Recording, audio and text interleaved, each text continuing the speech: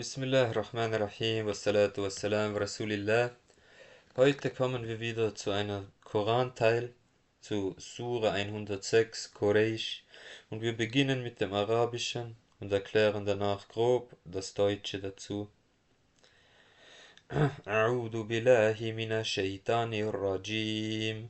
Bismillahir rahmanir rahim. Li'ilafi Quraysh.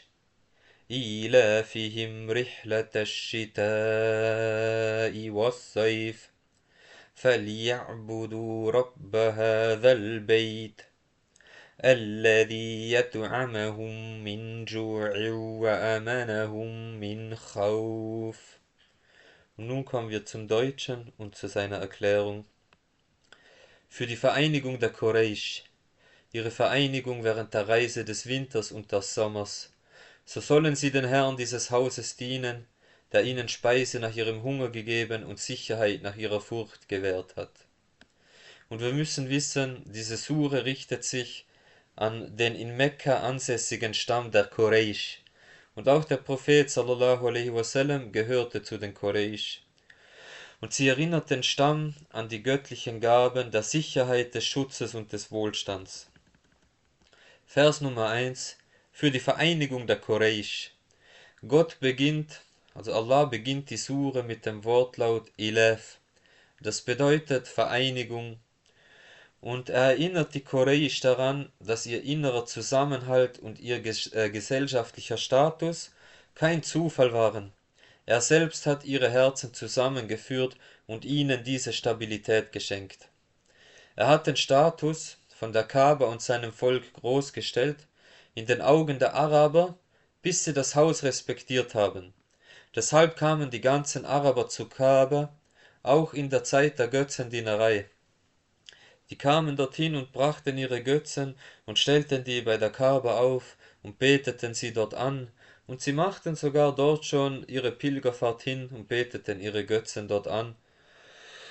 Und frage dich, für unser Leben ist dieser Vers: Was hält deine Familie zusammen? Was hält deine Ehe, dein Freundeskreis zusammen?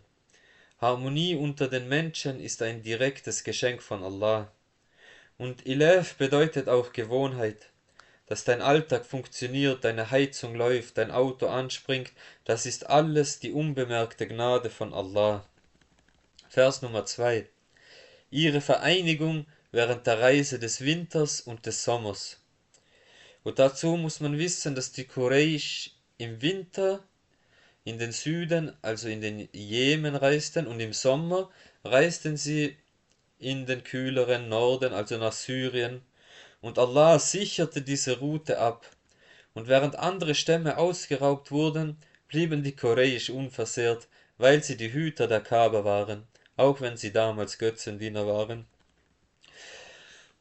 Weil durch die Reise der Quraysh kamen exklusive Waren aus Syrien und dem Jemen, Abessinien, Äthiopien und Persien nach Mekka.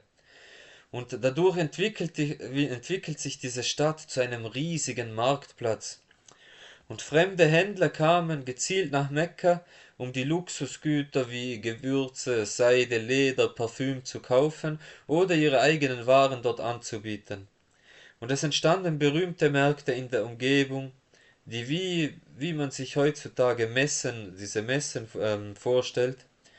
Und dort kamen Menschen nicht nur zum Handeln zusammen, sondern auch für diese Dichter-Wettstreits und um Nachrichten auszutauschen und so weiter und so fort. Und wir müssen wissen, dass Mekka schon vor dem Islam der wichtigste Ort für die Araber war, weil sich dort eben, wie schon zuvor erwähnt, die Kaaba befand. Und zu den heiligen Monaten kamen die arabischen Stämme aus allen Himmelsrichtungen zur Pilgerfahrt nach Mekka. Und sie brachten ihre Götzenfiguren mit, die rund um die Kaaba aufgestellt wurden. Und da die Quraysh die Hüter und Verwalter der Kaaba waren, genossen sie natürlich einen hohen Status, und die Menschen brachten ihnen Geschenke und Opfergaben und Geld, und sie lebten in gutem Reichtum, und sie hatten alles, was sie sich wünschten. Vers Nummer 3. So sollen sie dem Herrn dieses Hauses dienen. Allah sagt, So sinngemäß, weil ich euch diese Sicherheit und Logistik geschenkt habe, deshalb sollt ihr mir dankbar sein und dienen. Er fordert die Quraysh auf, den Götzendienst aufzugeben und nur den Herrn der Kaaba anzubeten, also Allah. Und Ibadah ist die natürliche Antwort auf Segen. Wenn es uns gut geht, neigen wir Menschen oft dazu, nachlässig im Gebet zu werden. Und Gott erinnert uns hier, Wohlstand und Sicherheit sind kein Grund zur Arroganz, sondern ein Grund, sich vor ihm niederzuwerfen. Und wir lieben Geschenke, wir lieben Geld, wir lieben Gesundheit und vergessen aber denjenigen, der uns das alles schenkt. Und frage dich, steigt deine Liebe zu Allah und dein Verlangen nach dem Gebet, wenn er dir deine Wünsche erfüllt, oder vergisst du ihn in den guten Zeiten? Wie dieses Beispiel auf dem Boot, das auch im Koran erwähnt wird in einer anderen Sure. Die Leute sind auf dem Boot und das Boot droht unterzugehen. Und alle beten zu Allah, einzig und allein beten sie nur zu Allah. Und als Allah sie gerettet hat und sie wieder an Land sind, gesellen sie ihm wieder etwas bei. Was für eine Undankbarkeit. Und das Gleiche sieht man auch, zum Beispiel du steigst in ein Flugzeug und du redest mit den Leuten und sie glauben nicht an Gott. Und das Flugzeug stürzt ab und du siehst, wie alle zu Gott beten. Vers Nummer 4. Der ihnen Speise nach ihrem Hunger gegeben und ihnen Sicherheit nach ihrer Furcht gewährt hat. Und wir müssen wissen, Mekka war ein unfruchtbares Tal. Das ist eine Wüste. Ohne Gottes Fügung wären die Menschen dort verhungert oder von feindlichen Stämmen vernichtet worden. Und man soll verinnerlichen, dass Allah der Schöpfer und Versorger ist und nur er ist anbetungswürdig. Und die größten Gaben sind, dass man Essen hat und dass man Sicherheit hat. Und wenn man diese zwei Sachen besitzt, besitzt man die größten Gaben Allahs. Wenn du heute nicht hungern musst und nicht in Angst vor Bomben oder Gewalt lebst, dann bist du reich. Alles andere, Luxus, Karriere, Statussymbole, das ist nur ein Bonus. Und dieser Vers erinnert uns stark daran, dass wir immer, wir wollen immer mehr, wir wollen immer mehr und wir kriegen den Hals nicht voll. Und da gibt es auch einen Hadith, würde man dem Sohn, also sinngemäß, würde man dem Sohn Adams, also einem Menschen, ein Tal voller Gold geben, dann würde er ein zweites wollen. Wie undankbar und wie geizig der Mensch doch ist. Und Gott stellt sich hier in diesem Vers als derjenige vor, der die Angst nimmt. Wenn dich Existenzängste plagen, erinnert dich dieser Vers daran, wer dich bisher immer versorgt hat.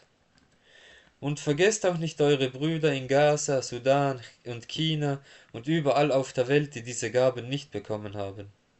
Denn wir sitzen hier, wir haben Sicherheit, wir gehen zum Kühlschrank, wir machen den Wasserhahn auf und haben Wasser, wir haben ein weiches Bett und wir jammern trotzdem. Und diese Leute, die haben nichts, die sitzen im Dreck, die haben es kalt oder heiß, die haben es nass, die haben keinen Schutz, die sind Gewalttätigkeiten ausgesetzt. Und deshalb vergesst auch diese Leute nicht in euren Dua und seid dankbar gegenüber Allah.